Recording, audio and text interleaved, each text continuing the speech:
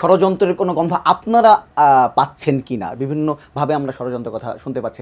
আজকেও একটি অনুষ্ঠানে গিয়ে তথ্য উপদেষ্টা তিনি বলেছেন যে এই যে অভ্যুত্থান ঘটেছে সেই অভ্যুত্থানকে নানাভাবে নেতিবাচক ধারণা দেওয়ার একটা চেষ্টা চলছে। তিনি বলছেন সবাই সাবধান থাকতে, এবং তিনি যেমন বললেন যে নির্বাচন কমিশন গঠন নিয়ে সবকিছু নিয়ে যদি আপনার মন্তব্য জানতে চাই। জি, ধন্যবাদ আপনাকে আমাকে আমন্ত্রণ জানাবার জন্য, এবং ঢালি ভাই, শ্রদ্ধেয় ঢালি ভাই আছেন, এটা আমার আরেকটা আনন্দের ব্যাপার।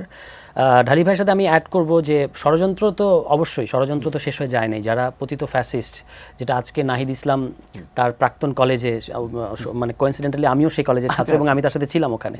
সো ওখানে উনি যেটা বলার চেষ্টা করেছেন যে এখনও ষড়যন্ত্র থেমে নাই এবং ফ্যাসিস্টদের বিচার হতে হবে, যারা গণহত্যা করেছে তাদের বিচার হতে হবে।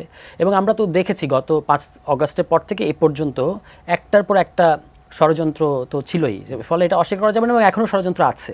আর আমরা দেখতে পাচ্ছি যে আওয়ামী লীগের মধ্যে কোনো রিমোর্স বা কোনো ধরনের যে অনুশোচনা, এটা নাই তাদের। এখনও তারা প্রকাশ্যে গণহত্যার পক্ষে সাফাই গাইছে, এবং শুধু তাই না, এই যে মুগ্ধ বলতে কেউ নাই, মানে মুগ্ধ মারা যায় নাই, স্নিগ্ধই মুগ্ধ, এই ধরনের অত্যন্ত বিকৃত এবং মানে প্রায় অপরাধ তুল্য কথাবার্তা তারা বলছে। ফলে ষড়যন্ত্রের ব্যাপারটা একেবারেই ভ্যালিড, এ ব্যাপারে কোনো সন্দেহ নাই।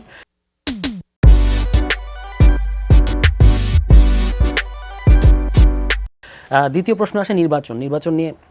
ঢালি ভাই যথার্থই প্রক্রিয়া নিয়ে প্রশ্ন করেছেন। আমি আরেকটু এগিয়ে যেটা আমি বলতে চাই যে প্রথমত এই সার্চ কমিটি গঠিত হয়েছে কিন্তু 2022 সালের যে আপনার আইনটা ছিল, প্রধান নির্বাচন কমিশনার এবং অন্যান্য নির্বাচন কমিশনার যে আইন, সেই আইনটার মধ্য থেকে নির্বাচন কমিশন গঠনের একটা প্রক্রিয়া শুরু হয়েছে। আমরা এটার খুব বিরোধিতা করেছি, কারণ হচ্ছে যে আপনার এই আইনের 2022 সালের এই আইনটার বিরোধিতা তখন সকল রাজনৈতিক দল করেছিল, যে আপনি এই আইন, শেখ হাসিনার এই আইনের সাথে নির্বাচন কমিশন গঠিত হলে সেটা সুষ্ঠু নির্বাচন কমিশন বা নিরপেক্ষ নির্বাচন কমিশন হবে না। তো তাহলে আপনি নির্বাচন ব্যবস্থা সংস্কার কমিশন গঠিত হয়েছে বদিউল আলম মজুমদারের নেতৃত্বে, এবং সেখানে আরও যোগ্য এবং কেপাবল লোকেরা আছেন।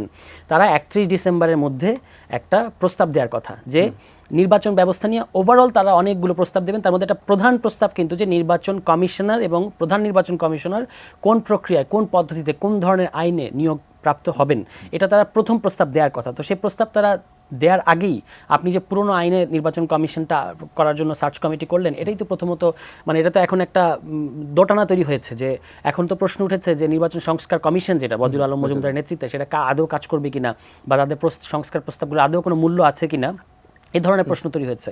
ফলে এই কাজগুলোর মধ্যে আমরা এক ধরনের সমন্বয়হীনতা দেখতে পাচ্ছি। আমাদের জায়গা থেকে আমরা বলেছি যে এই যে 2022 সালের যে আইনটা ছিল, এই আইনটা বাতিল করা উচিত, এবং 31 ডিসেম্বর পর্যন্ত, দেখেন 31 ডিসেম্বর পর্যন্ত সময় কি খুব বেশি? 5 অগাস্টে অভ্যুত্থান হয়েছে, 31 ডিসেম্বর হলে 5 মাসও হয় না।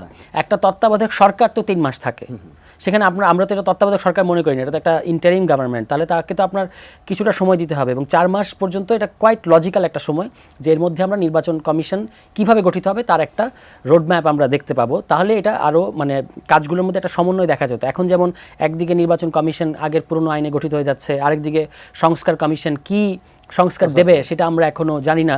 ফলে এই সমন্বয়হীনতাগুলো কাটাতে হবে, এবং আমরা মনে করি 2022 সার্চ কমিটি হয়েছে ফাইন, এবং তারা নির্বাচন কমিশনার প্রস্তাবও করেছেন, সেগুলো সব ঠিক আছে, কিন্তু ওই পুরনো আইনটা এটা বাতিল করা উচিত, এবং বাতিল করে সংস্কার কমিশন নতুন আইনের মধ্য দিয়ে এই নির্বাচন কমিশন যে সামনে যে ইলেকশনগুলো তারা পরিচালনা করবে, সেটা নতুন আইনে হওয়া উচিত, পুরনো আইনে না। আমি এভাবে দেখি ব্যাপারটাকে।